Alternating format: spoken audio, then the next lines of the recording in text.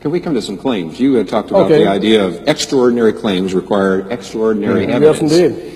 The question I've got is, what would that extraordinary evidence be in the first century? You didn't have video cameras, you didn't have scientific tests, so what would that look like?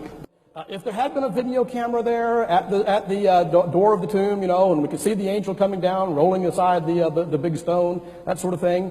Well, I would say probably first of all it was made in the Walt Disney Studio. That would be my first hypothesis. You know, that Steven Spielberg had something to do with it. You know, this watchword, extraordinary claims require extraordinary evidence, is really just an excuse for an a priori rejection of the miraculous, because you didn't give any sort of evidence that would satisfy you with respect to one of these extraordinary claims. It made it sound like, to me, you were saying that nothing would convince you, no matter what. No, all sorts of things would convince me. Well, with respect to the resurrection, though, I mean, you said if there was a video camera, you'd say it was a fake stone that was rolled away. You know, I mean, what sort of...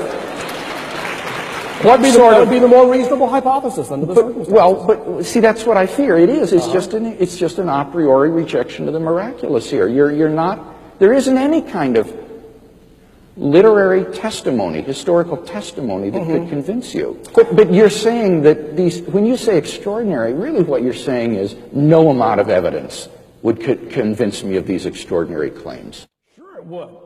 If tomorrow morning, immediately after breakfast, suddenly there was an earthquake, you know, and a silvery light shone in the sky, and the leaves dropped from the trees, and I dashed outside, and there, towering over us like 100 Everests, was this giant figure with lightning playing around his Michelangeloid face, and he pointed down and saying, "Be assured, Keith M. Parsons, that I do in fact exist, and I'm sick of your logic chopping."